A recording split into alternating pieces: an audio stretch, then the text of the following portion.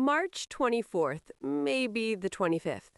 Dear Daddy Longlegs, I don't believe I can be going to heaven. I am getting such a lot of good things here. It wouldn't be fair to get them hereafter, too. Listen to what has happened. Jerusha Abbott has won the short story contest, a $25 prize that the monthly holds every year. And she a sophomore. The contestants are mostly seniors. When I saw my name posted, I couldn't quite believe it was true. Maybe I am going to be an author after all. I wish Mrs. Lippett hadn't given me such a silly name. It sounds like an authoress, doesn't it? Also, I have been chosen for the spring dramatics, As You Like It, out of doors. I am going to be Celia, own cousin to Rosalind. And lastly, Julia and Sally and I are going to New York next Friday to do some spring shopping and stay all night and go to the theater the next day with Master Jervy. He invited us. Julia is going to stay at home with her family, but Sally and I are going to stop at the Martha Washington Hotel. Did you ever hear of anything so exciting? I've never been in a hotel in my life, nor in a theater. Except once when the Catholic Church had a festival and invited the orphans, but that wasn't a real play, and it doesn't count. And what do you think we're going to see? Hamlet! Think of that! We studied it for 4 weeks in Shakespeare class, and I know it by heart. I am so excited over all these prospects that I can scarcely sleep. Goodbye, Daddy. This is a very entertaining world. Yours ever, Judy. P.S. I've just looked at the calendar. It's the 28th. Another postscript. I saw a streetcar conductor today with one brown eye and one blue. Wouldn't he make a nice villain for a detective story? April 7th. Dear Daddy Longlegs, mercy! Isn't New York big? Worcester is nothing to it. Mercy! Isn't New York big? Worcester is nothing to it. Do you mean to tell me that you actually live in all that confusion? I don't believe that I shall recover for months from the bewildering effect of 2 days of it. I can't begin to tell you all the amazing things I've seen. I suppose you know, though, since you live there yourself. But aren't the streets entertaining? And the people? And the shops? I never saw such lovely things as there are in the windows. It makes you want to devote your life to wearing clothes. Sally and Julia and I went shopping together Saturday morning. Julia went into the very most gorgeous place I ever saw.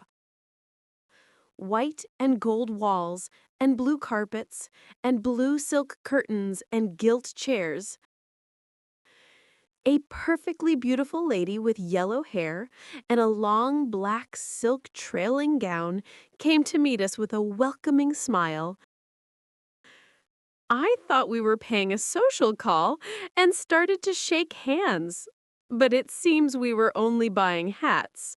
At least, Julia was. She sat down in front of a mirror and tried on a dozen, each lovelier than the last, and bought the 2 loveliest of all. I can't imagine any joy in life greater than sitting down in front of a mirror and buying any hat you choose without having first to consider the price. There's no doubt about it, Daddy. New York would rapidly undermine this fine, stoical character which the John Grier home so patiently built up. And after we'd finished our shopping, we met Master Jervie at Sherry's. I suppose you've been in Sherry's? Picture that. Then picture the dining room of the John Grier home with its oilcloth-covered tables and white crockery that you can't break, and wooden-handled knives and forks. And fancy the way I felt. I ate my fish with the wrong fork, but the waiter very kindly gave me another so that nobody noticed. And after luncheon, we went to the theater. It was dazzling, marvelous, unbelievable. I dream about it every night. Isn't Shakespeare wonderful? Hamlet is so much better on the stage than when we analyze it in class. I appreciated it before, but now, dear me. I think, if you don't mind, that I'd rather be an actress than a writer. Wouldn't you like me to leave college and go into a dramatic school? And then I'll send you a box for all my performances and smile at you across the footlights.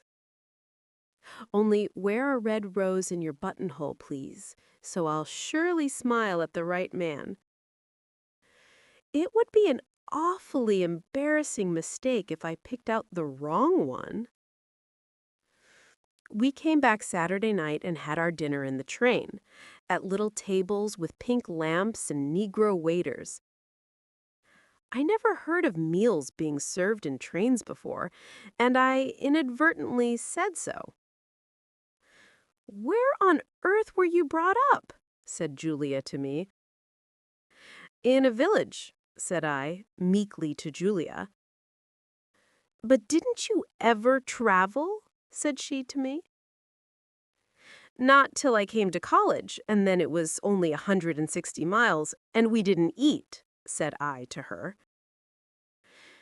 She's getting quite interested in me because I say such funny things.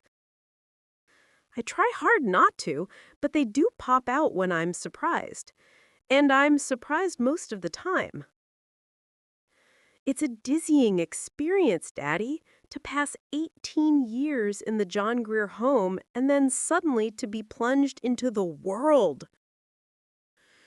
But I'm getting acclimated.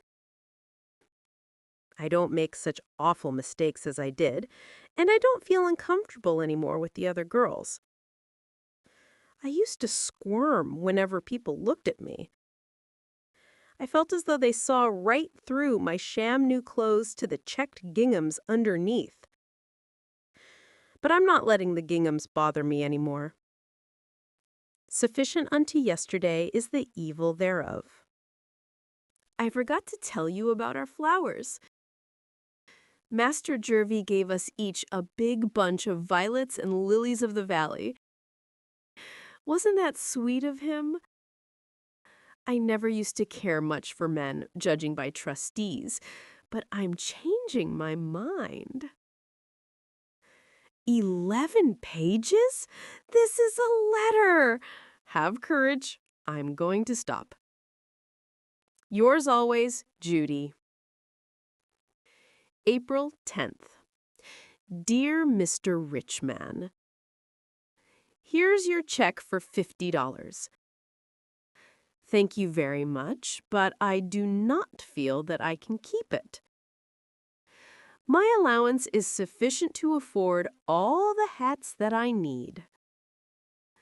I am sorry that I wrote all that silly stuff about the millinery shop. It's just that I had never seen anything like it before. However, I wasn't begging, and I would rather not accept any more charity than I have to. Sincerely yours, Jerusha Abbott.